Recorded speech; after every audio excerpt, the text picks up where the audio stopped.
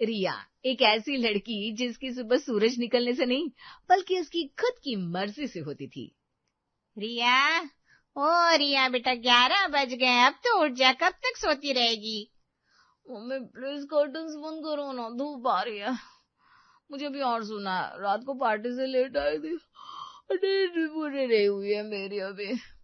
बेटा रोज का यही ड्रामा है तेरा। देख, रामू काका 3 बार तेरी चाय लेकर वापस जा चुके हैं। चल उठ, फ्रेश हो जा बेटा। उफ, कितना बोलती है मम्मी, आखिर आपने मेरी नींद खराब करी थी। अब रामू काका को बोल रहा हूँ मेरी चाय मंगवा दी। तभी सुरेश कमरे में दाखिल होता है। अरे मेरी गुड़िया रानी उठ गई, गुड मॉर्निंग बेटा, ये देखो तुम्हारे लिए क्या लाया हूँ। क्या है डैडी इसमें? वाह, गुच्ची का नया हैंडबैग, ये तो अभी लॉन्च हुआ है ना। Thank you dad, you are the best.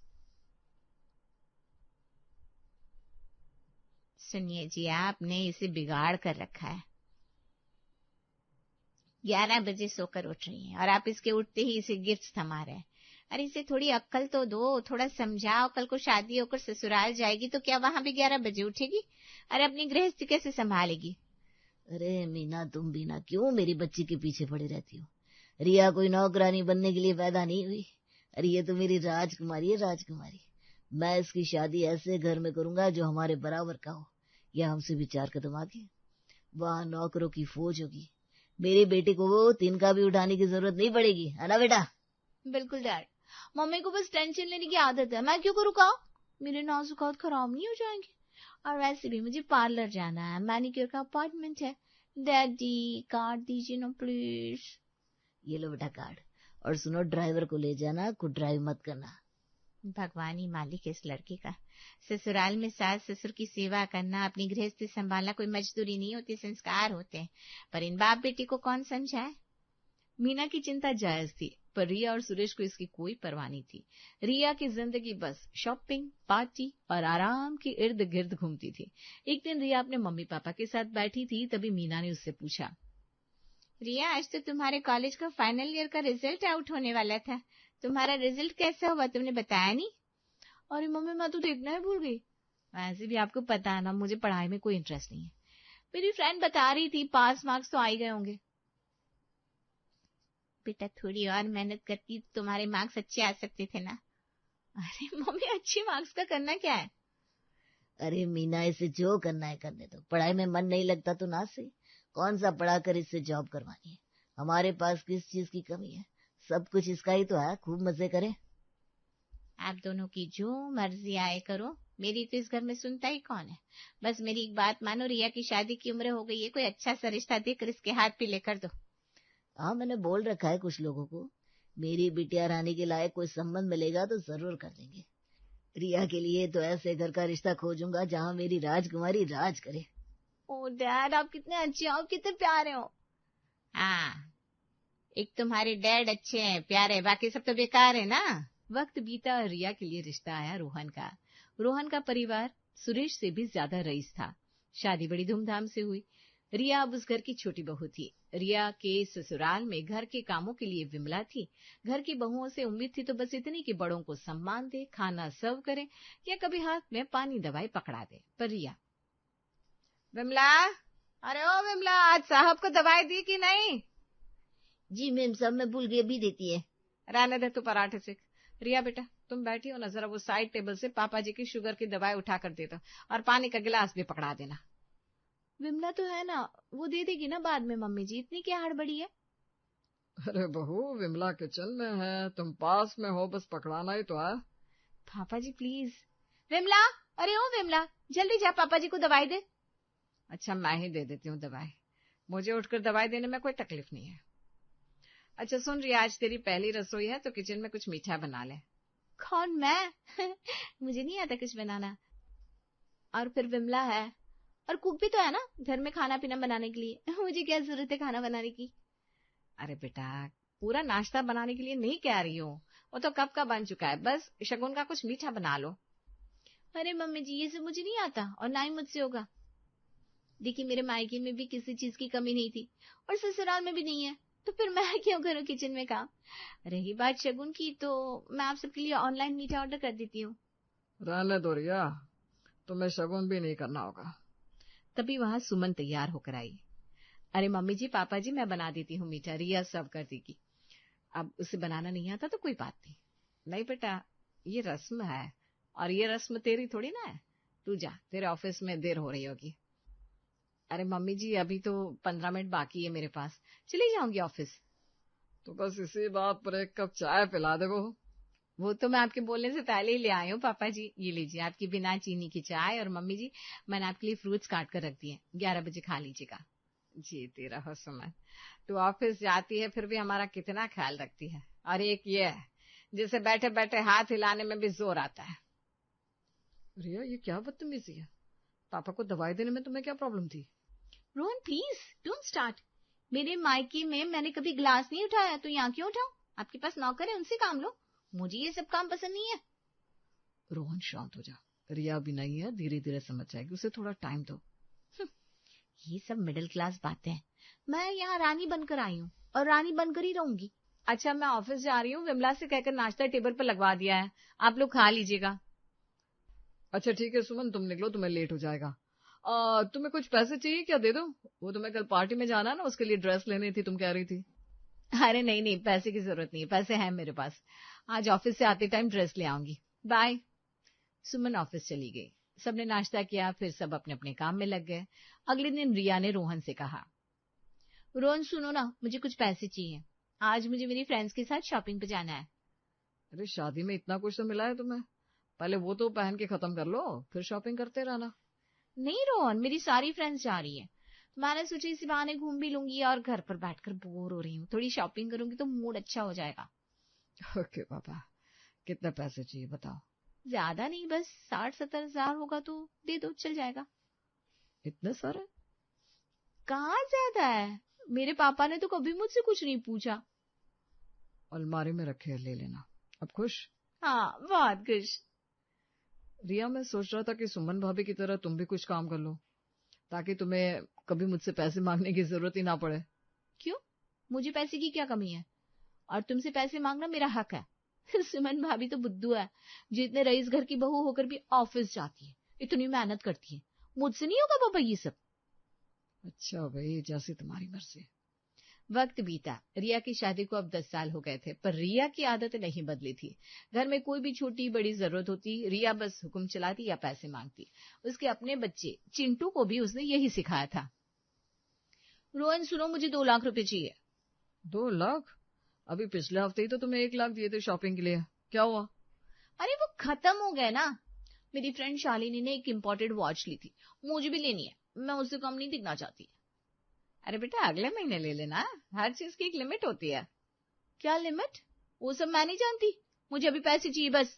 रिया, पैसे पेड़ पर नहीं उगते, बिजनेस में अभी थोड़ा स्लो डाउन है, मैं अभी 2 लाख नहीं दे सकता।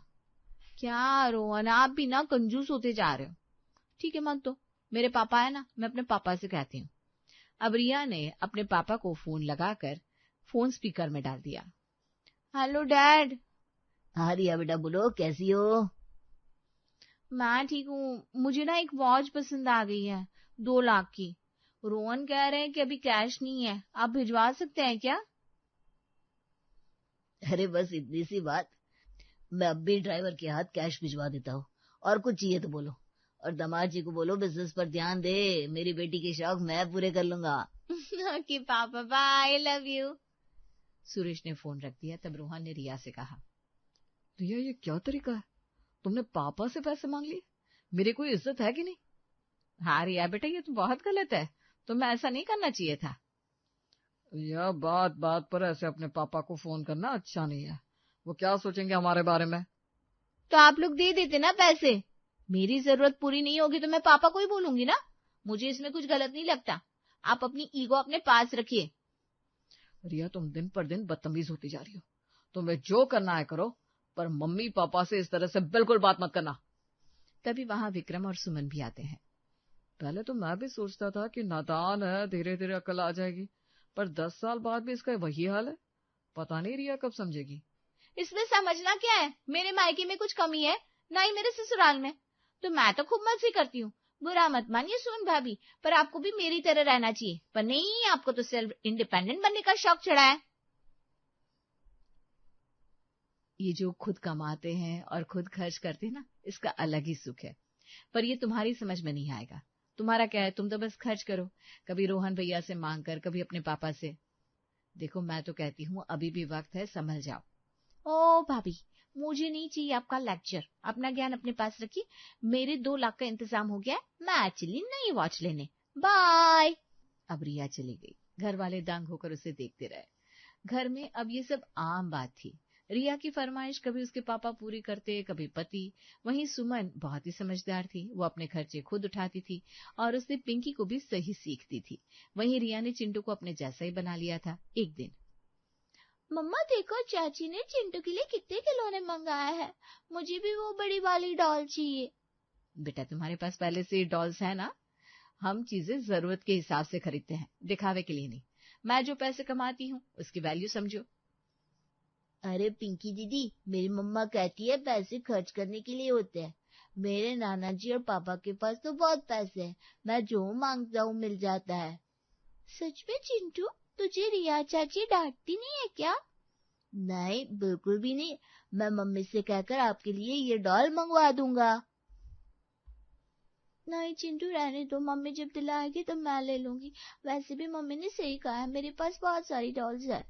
ओके। सुमन वहां बैठी चिंटू और पिंकी की बातें सुन रही थी। उसे चिंटू की बातें अच्छी नहीं लगी। वो रिया के कमरे में गई और रिया से कहा, रिया तुम चिंटू को क्या सिखा रही हो? उसे ना सुनने की आदत नहीं रहेगी तो आगे बहुत मुश्किल होगी, वो जिद्दी हो जाएगा। भाभी कितनी बार कहा है आप अपना लेक्चर अपने पास रखिए। आप जॉब करती है, इसका मतलब ये नहीं कि आप हमें सिखाएंगी। मेरे पापा और ससुर जी के पास इतना पैसा है कि मेरी 7 पुश्ते बांटकर खा सकती है। फिर चिंटू क्यों तरसे? ठीक है रिया, तुम्हें मेरी बात नहीं सुननी मत सुनो, पर याद रखना ये जो तुम कर रही हो ना, इस पर तुम्हें एक दिन खुद पछतावा होगा। ऐसा कहकर सुमन गुस्से में वहां से निकल गई। कहते हैं वक्त हमेशा एक जैसा नहीं रहता। रिया की ये आदत, हर चीज के लिए हाथ फैलाना, एक बड़ी मुसीबत बनने वाली थी। चिंटू और पिंकी के स्कूल से मनाली ट्रिप का अनाउंसमेंट हुआ। ये कोई साधारण ट्रिप नहीं थी। 5 स्टार होटल का स्टे और महंगी एक्टिविटीज थी, क्योंकि दोनों ही शहर के टॉप स्कूल में पढ़ते थे। शाम को रोहन के आते ही चिंटू ने कहा, पापा हमारे स्कूल के सब बच्चों को मनाली ट्रिप पर ले जा रहा है, मुझे भी जाना है और कल फीस जमा करने की लास्ट डेट है। अच्छा, कितने पैसे चाहिए? 20,000। और मुझे शॉपिंग और पॉकेट मनी के लिए भी पैसे चाहिए होंगे। 20,000 एक स्कूल ट्रिप के लिए? चिंटू ये बहुत ज्यादा है। रहना दो, ट्रिप 2 महीने बाद ना मैं घुमा लाऊंगा मनाली, पर अभी तो नहीं हो पाएगा। अरे कैसे नहीं हो पाएगा? मेरा बेटा ट्रिप पर नहीं जाएगा तो उसके फ्रेंड्स क्या सोचेंगे? रोहन, इज्जत का सवाल है, दे दीजिए। रिया बस बहुत हो गया तुम्हारा इज्जत का ड्रामा।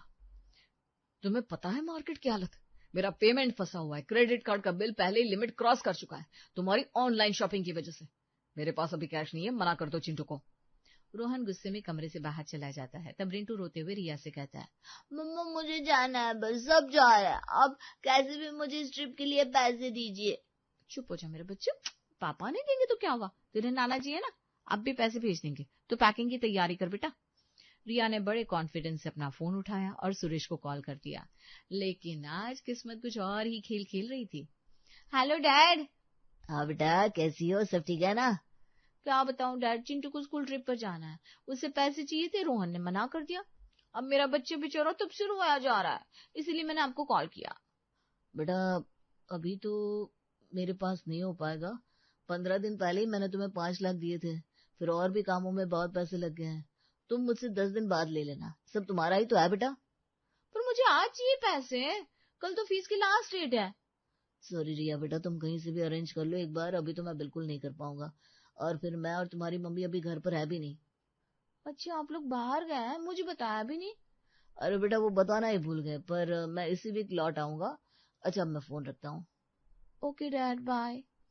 फोन रखने के बाद रिया सोचने लगी, जब जरूरत है तो किसी के पास मेरे लिए पैसे ही नहीं है। तभी चिंटू ने कहा, मम्मा क्या हुआ, नाना जी पैसे भेज रहे हैं ना, मुझे कल सुबह फॉर्म फिल करके देना है। चिंटू बेटा, नाना जी तो बाहर गए हुए हैं, वो पैसे नहीं भेज सकते, उन्होंने भी मना कर दिया। तो दादी से मांगो, दादू से मांगो, मुझे नहीं पता, मुझे जाना है। आप तो कहती थी आपके पास बहुत पैसा है, आज 20,000 भी नहीं है, आप झूठ बोलते हो, यू आर अ लायर। अपने ही बेटे के मुंह से लायर सुनकर रिया को जैसे तमाचा लगा। वो भागकर सास के कमरे में गई। मम्मी जी वो पापा जी कहाँ है? मुझे चिंटू के लिए पैसे चाहिए थे। तेरे पापा जी तो सुबह ही किसी प्रॉपर्टी के सिलसिले में वकील के पास गए हैं, फोन बांधे उनका। और मेरे पास तो तूने छोड़े ही नहीं पैसे। परसों ही तो किटी पार्टी के लिए ले गई थी 50,000 मुझसे। अब घर खर्च के लिए बचे हैं जो मैं नहीं दे सकती। मम्मी जी प्लीज मेरी नाक कट जाएगी, चिंटू रो रहा है, कल लास्ट डेट है, रोहन के पास नहीं है, पापा शहर से बाहर है, मैं क्या करूं? तो अब मैं क्या करूं रिया? मैंने तुझे हमेशा समझाया बेटा थोड़ा हाथ रोक कर खर्च कर, थोड़ा जोड़ कर रख, पर तुझे तो लगता था पैसा कुएं से आता है।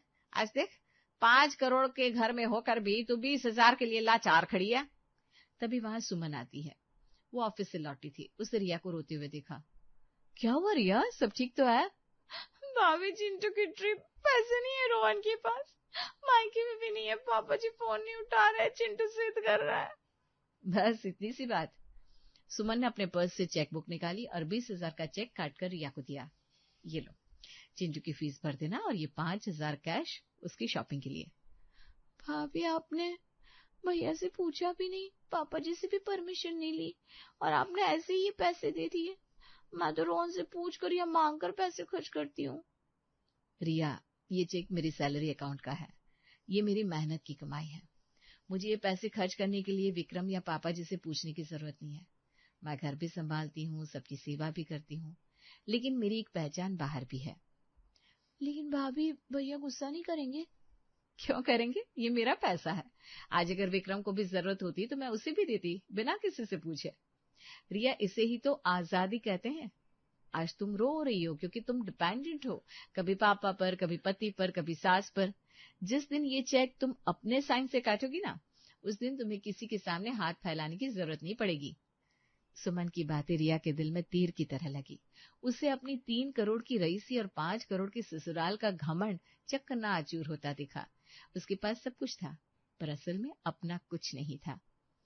भाभी अब सही कह रही है, आज मुझे बहुत शर्म आ रही है। मैंने हमेशा सोचा कि पैसे वाले घर की बेटी और बहू हूं तो मुझे काम करने की क्या जरूरत है, पर आज 20,000 के लिए मेरी औकात मुझे दिख गई। अगर आज मैं भी आपकी तरह कुछ करती होती तो रोहन की हेल्प करती, बजाय उनसे पैसे मांगने के। रिया, देर कभी नहीं होती। तुम पढ़ी लिखी हो, तुम्हारे पास टैलेंट है, तुम कपड़ों की कितनी अच्छी समझ रखती हो। भाभी क्या आप मेरी मदद करेंगी? मैं अब और मांगने वाली नहीं बनना चाहती। बिल्कुल, तुम चाहो तो अपना बिजनेस कर सकती हो या फिर कुछ और, इससे तुम्हारी सेल्फ रिस्पेक्ट बनी रहेगी। तभी वहां पिंकी आई। मम्मी मेरी स्कूल से ट्रिप पर जा रहा है, 20,000 देने को कहा है, मैं जाऊं? हाँ जरूर जाओ बेटा, मैं कल खुद तुम्हारे साथ स्कूल आकर तुम्हारी मैम को पैसे दे जाऊंगी। मम्मा यू आर दी बेस्ट मम्मा। रिया ने उस दिन सुमन से वो चेक लिया, लेकिन एक कर्ज की तरह नहीं, बल्कि एक सबक की तरह। उसने अगले ही दिन से अपनी आलस और घमंड की चादर उतार फेंकी और अब वो भी जॉब करने लगी थी।